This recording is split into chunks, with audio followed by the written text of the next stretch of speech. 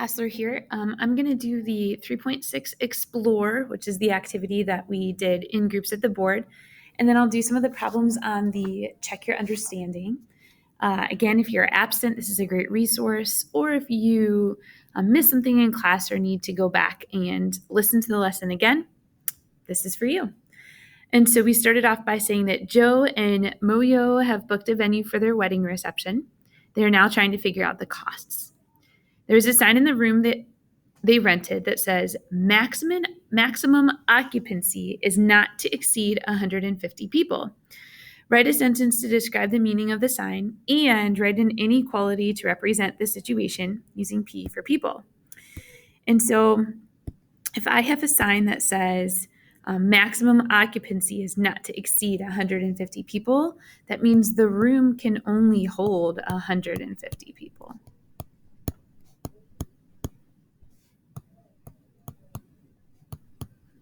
It cannot hold more than 150 people. So I'm going to say the room can only hold 150 people or less. I could hold less than that, but I cannot hold more than that. It's not to exceed that. It's not to go beyond that or above that. It's not to be greater than that. And so an inequality that could match that with the P would be that the people that can fit in the room would be less than 150, could be equal to 150. And so I use that less than or equal to symbol. It says, they have chosen a caterer to serve dinner.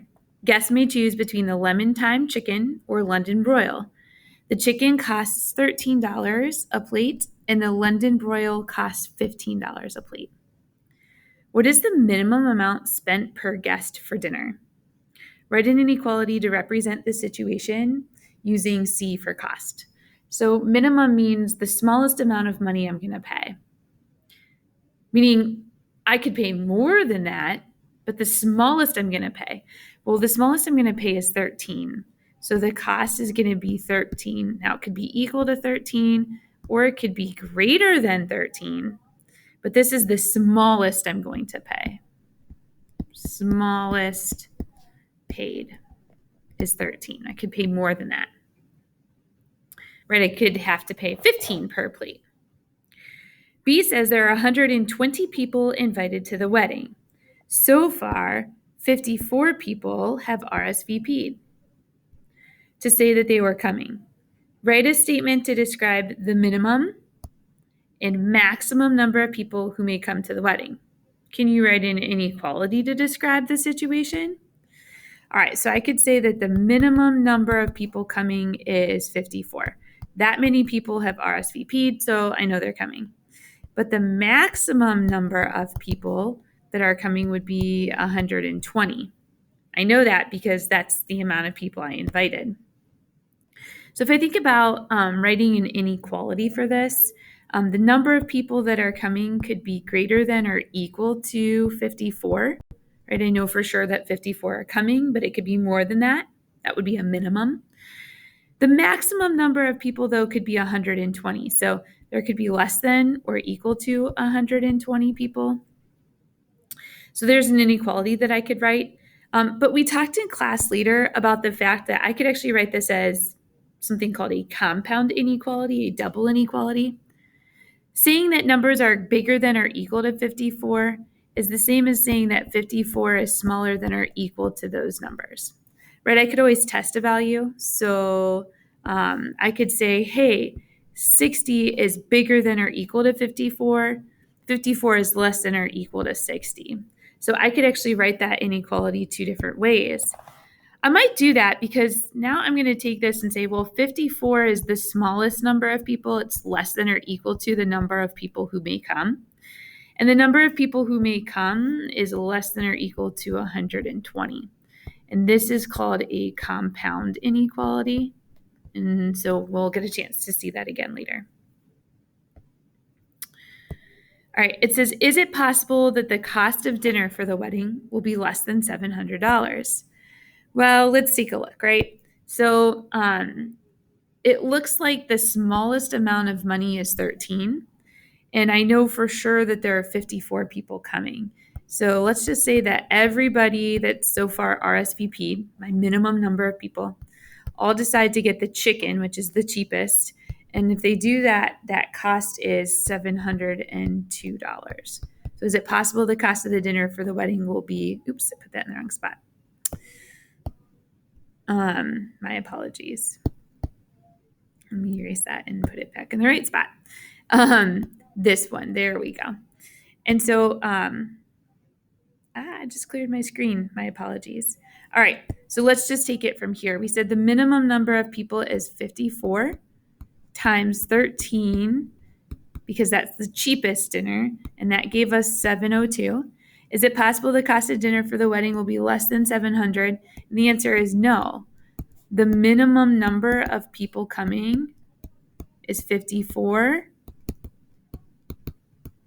and the cheapest dinner is $13.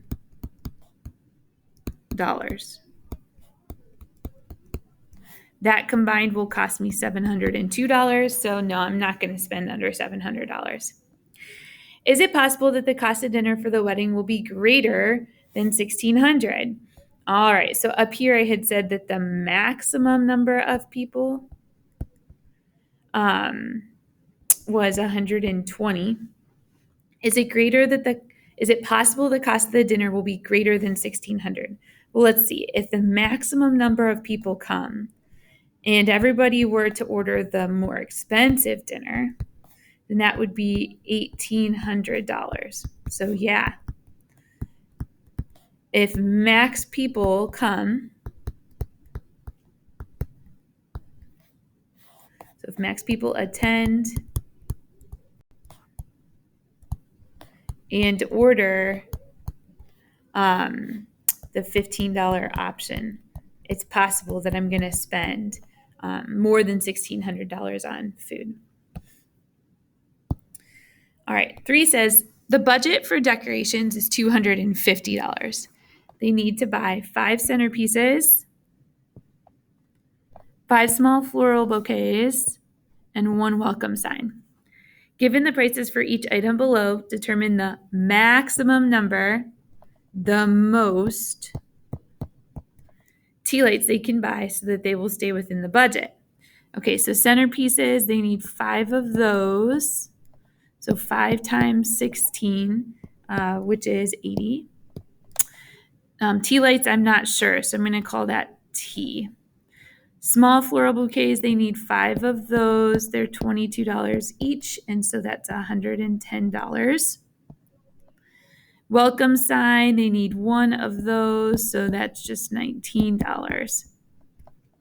And I want to stay within budgets. That means that my 80 plus 110 plus 19, if I add all that up, I get $209.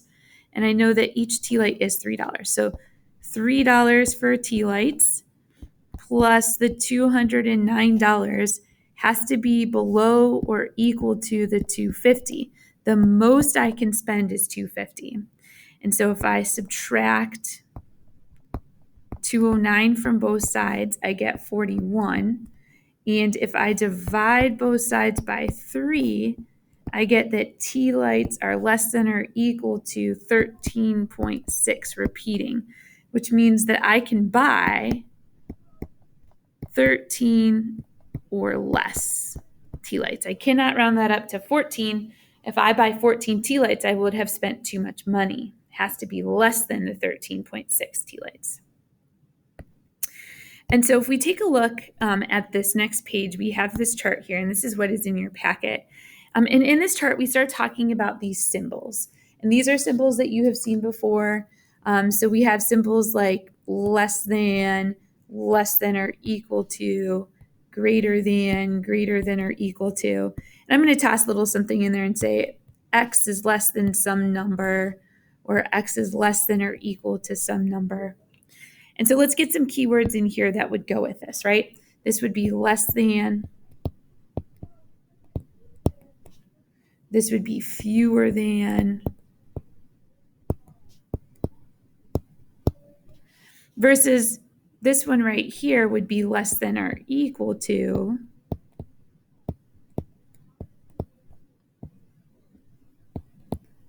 And that means that I'm going to include this A, I would include that in my answer. So in this first one, A is not part of my solution. In the second one, A is part of my solution. Some other things that we have come across here is the word maximum. If A is a maximum, then that's the highest I can go. That's the most that I can go. So we can say things like at most. Other things we saw were does not exceed.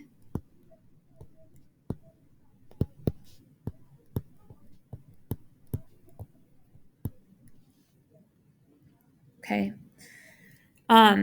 Over here, we have the greater than symbol. So if x is greater than some number, or if x is greater than or equal to some number.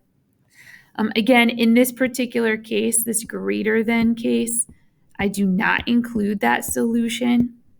There's no equal to bar. So we say greater than, more than, versus this right here, this x is greater than or equal to, A is included in my solution. And so we say greater than or equal to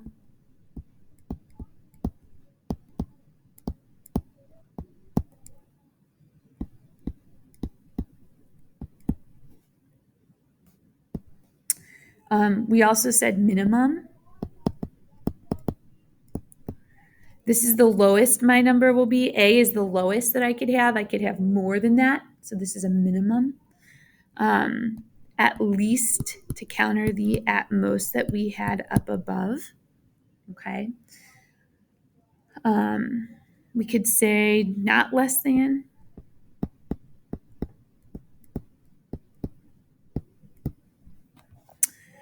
The last thing that we have in here is that compound inequality that we had talked about on the activity. And that compound inequality says that A would be less than or equal to your X, which would be less than or equal to your B. And just want to put this back out here, right? That means that A is a minimum, right? I could actually say that X is greater than or equal to A, or A is less than or equal to X. B is a maximum. And so this is called a compound inequality. And what we're looking at is we're looking at between. I am between, okay? X is greater than or equal to A,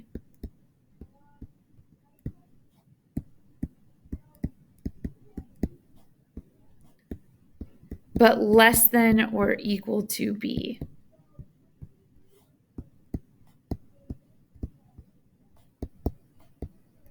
So if I have my amount of money I can spend between $10 and $15, then 10 is the smallest amount I can spend. That's less than 11, 12, 13, 14. And those amounts are less than the highest I can spend, which is 15. So we have these compound inequalities. So we did a couple of problems together in class. This is your chance to try these out and see if you can answer them. The answer key is posted on the spreadsheet. So if you want to give these a try and then go back and check your answers, I think that's a great idea. And whatever questions you have, feel free to ask.